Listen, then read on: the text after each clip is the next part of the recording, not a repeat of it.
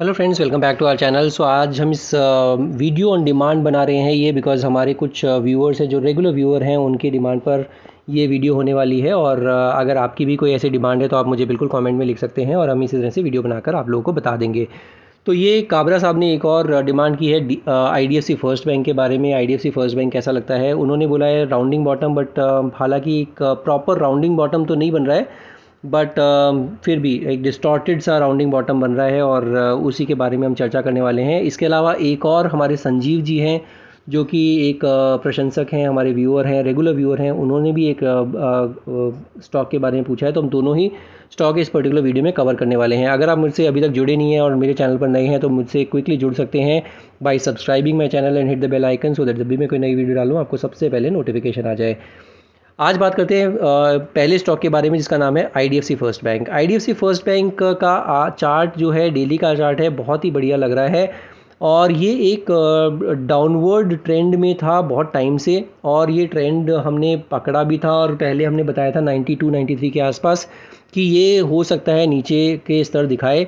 अगर वो वीडियो नहीं देखी आप बिल्कुल जाके देखेगा कि हमने बहुत क्लियरली ये बताया था कि ये IDFC फर्स्ट बैंक में अब निचले स्तर देखने को मिल सकते हैं। तो हमने टॉप भी पकड़ा था इसका और अब सही टाइम आ गया है और अब आप देखेंगे तो इसका बॉटम के आसपास ये पहुंच चुका है।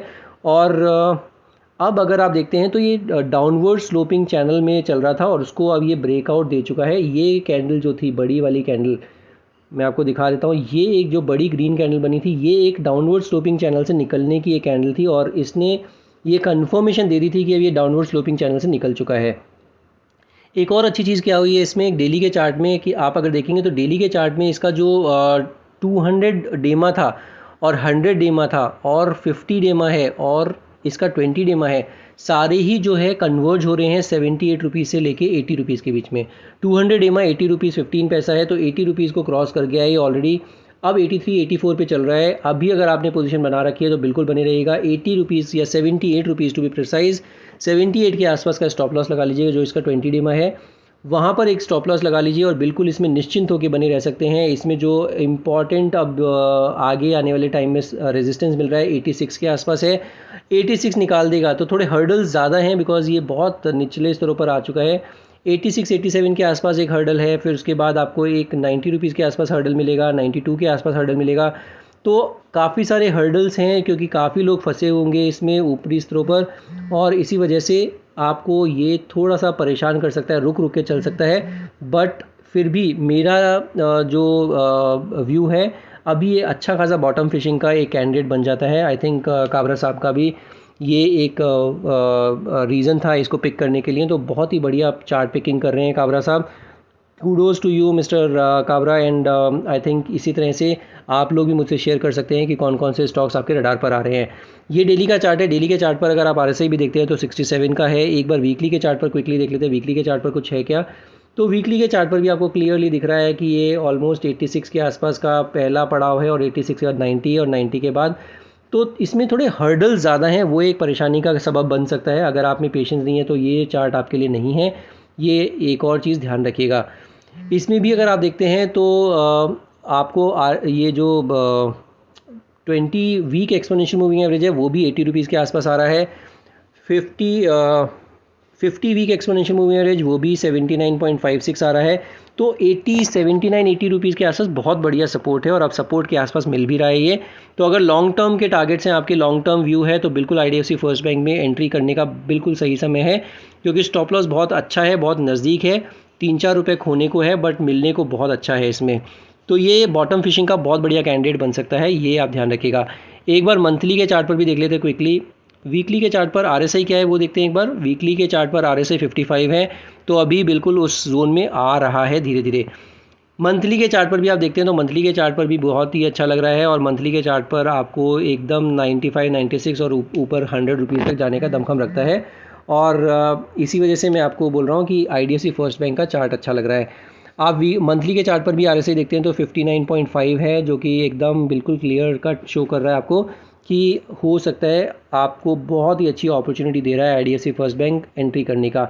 हालांकि कोई रिकमेंडेशन नहीं है, मेरी पोजीशन भी नहीं है, बट स्टिल मैं आपको सबको यही बोलता हूँ हर वीडियो में कि हो सकता है मैं वीडियो इस पर्टिकुलर स्टॉक में अपनी पोजीशन बनाऊँ। तो जो भी आप डिसीजन लीजिए अपने फाइनेंशियल एडवाइस से डिस्कस करके ही लीजिएगा। तो ये हो जाता है IDFC फर्स्ट बैंक। दूसरा जो स्टॉक है जो हमारे एक व्यूअर मिस्टर संजीव ने पूछा है, उसके बारे में भी बात कर लेते हैं। तो ये मैंने DCB बैंक के बारे में आप जो सवाल पूछा था उसका चार्ट लगा दिया आप लोगों के सामने। DCB का चार्ट भी कुछ वैसा ही है, बट इसमें भी थोड़ा सा डिस्टॉर्टेड राउंडिंग बॉटम जैसा बन रहा है, जिसका ब्रेकआउट आएगा 145 के आसपास। 145 के ऊपर चलता है तो फिर इसमें बहुत अच्छा ट्रैक्शन देखने को मिल सकता है, जो कि इसको लेके जाएगा फिर इसका हाई पे जो था 164 के आसपास। अभी का हाल फिलहाल का ये जो हाई था, ये अगर 145 को क्रॉस करता है तो फिर इसमें आपको 163-64 के आसपास की रैली देखने को मिलेगी। तो बिल्कुल अच्छा लग रहा है स्टॉक ये भी। और इसमें स्टॉप लॉस क्या रखना चाहिए, इसमें स्टॉप लॉस रहेगा 130 के आसपास। 130 से लेके 134 का एक क्लस्टर ऑफ सपोर्ट है, जो इसका 20, 50 और 100 EMA है, और वहीं पर ही आप इसको अपना स्टॉप लॉस लगा के रखेगा। RSI देखते हैं तो डेली के चार्ट पर RSI भी 67 का है, तो वो भी बहुत बढ़िया लग रहा है, और इसी वजह से ये चार्ट भी बहुत अच्छा पिक किया है संजीव जी ने। एक बार वीकली के चार्ट पर क्विकली देख लेते हैं वीकली के चार्ट पर कैसा प्लेस है। तो वीकली के चार्ट पर भी आपको दिखेगा ये जो एक लेवल था 140 के आसपास, वो एक सपोर्ट की तरह काम करेगा। बट अगर आप अगर आप इसके मूविंग एवरेजेस भी देखते हैं तो 131 अगेन इसका 20 वीक एक्सपोनेंशियल मूविंग एवरेज आ रहा है, और ये जैसे ही 145 क्रॉस करेगा तो 164 के आसपास की जर्नी स्टार्ट होगी। RSI भी देखते हैं तो 60 की RSI है वीकली के चार्ट पर, तो वो भी अच्छा लग रहा है। एक बार मंथली के चार्ट पर क्विकली देखते हैं मंथली के चार्ट पर कैसा प्लेस्ड है।